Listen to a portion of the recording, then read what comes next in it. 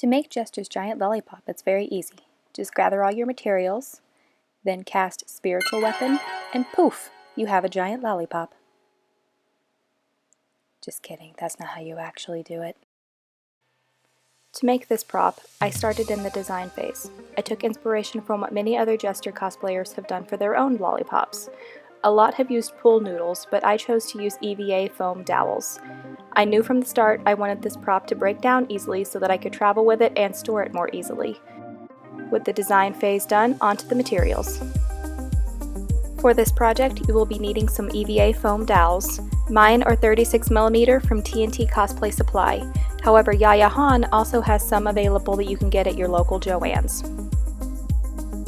You will also need a few sheets of EVA foam. I am using 6mm What the Foam from Cosplay Apprentice.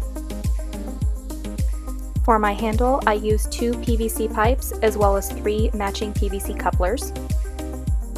I had some 10mm foam half dowels on hand that I used. You're going to also need some glue. I mostly used hot glue for this project, but contact cement also works really well with EVA foam. With any cosplay project, you want to make sure you keep some sharp craft knives on hand. A sharpening stone or sandpaper is also handy to keep them sharp. I keep the snap blade variety, as well as some X-Acto blades on hand always. To seal your project, you'll need some form of primer. To cover my PVC pipe handles, I am using a lightweight fabric. I am actually using suede cloth. It looks like leather, but it is the weight of cotton. And to glue that to the PVC, I am using some Super 77. Lastly, you will need paint in whatever colors you would like, as well as any optional detailing you want. I made some fabric bows, and I also added a clear gem to the handle. For the main portion of the lollipop, I ended up using 6 36mm foam dowels. These dowels are pretty sturdy. To make shaping the tight spiral easier, I heated the first dowel with a heat gun. Once it was hot, I formed it into the right shape. EVA foam holds shape once it's cooled, so hold this in place until it is no longer warm. Once the foam has cooled, you can start gluing it together. I am using hot glue for this process as I felt it would dry faster and be a little bit more sturdy. This can be a time-consuming process, so just take your time, take it slow, and make sure you hold the dowel into place while the glue is setting.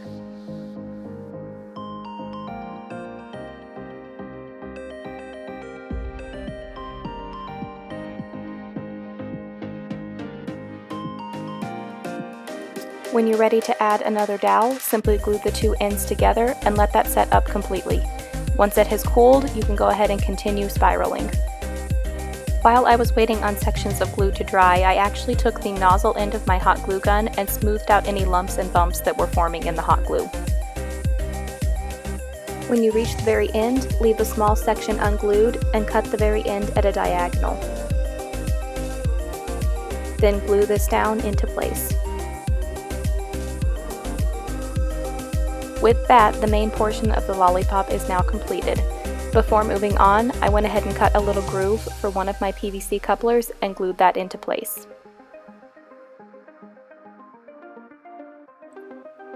At this stage, you could stop and have a regular giant lollipop.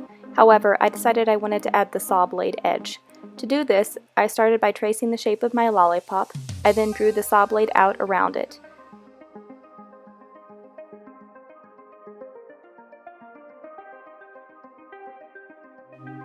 Once this was done, I took the paper pattern and transferred it to my foam.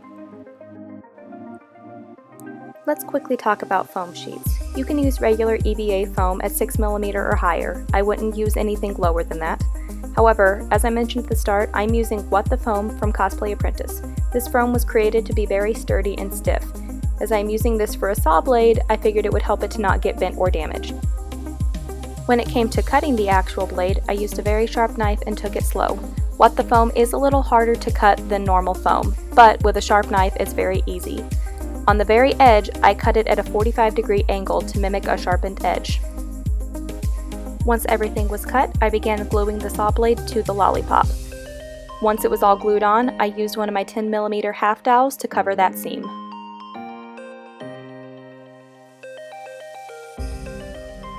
Lastly, I stuck a tiny piece of foam clay into the opening in the middle. At this point, the lollipop is ready to be primed.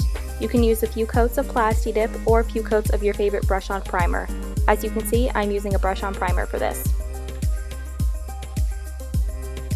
I also added some foam detailing to my remaining 2 couplers. I primed these as well, and once all of my primer had dried, I went ahead and hit everything with a flat coat of paint primer. Then I left it to dry overnight. Let's turn to the handles quickly. For my handles, I am using 2 2-foot long PVC pipes. On each end of the pipe, I added a mark where the coupler would sit. I then cut 2 pieces of my suede cloth, making sure that I wouldn't have fabric past the coupler lines. I then took these pieces outside and sprayed them with a thin coat of Super 77. Let this become tacky, then carefully begin wrapping your PVC pipes with the fabric. You want to make sure that you don't cover over the coupler lines or your couplers won't sit right.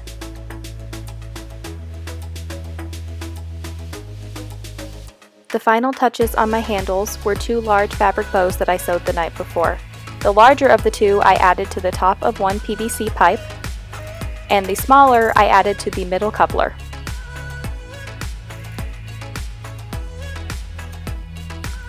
To start the painting process, I first hit the saw blade edge as well as my couplers with some silver rub and buff.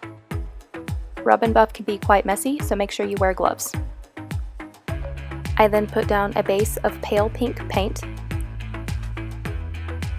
Once this had dried, I took a light purple and began painting on the signature lollipop stripes.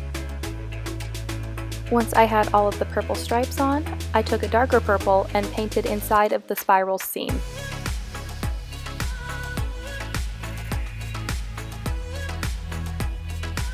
I finished the saw blade edge with some white highlights. And to top it all off, I covered the main portion of the lollipop with a coat of halo blue paint and then finished it with some glossy varnish. And with that, this giant lollipop is completely finished. Assembling this prop is very easy. Everything simply snaps together with the couplers. The nice thing too about having used 2 PVC pipes means that you can assemble it nice and long like this, or you can remove the bottom pipe and the middle coupler and have a shorter lollipop. Because this prop breaks down, it's also very easy to put in a suitcase and travel with it, or to store it.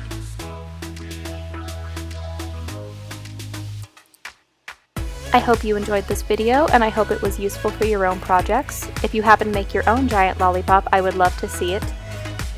I have more tutorials planned for the future, so if you'd like to see them, make sure you subscribe. If there's anything you would like to see me cover, make sure you leave it in a comment down below. Leave me a like if you enjoyed this, and thanks for watching, and I'll see you in the next video.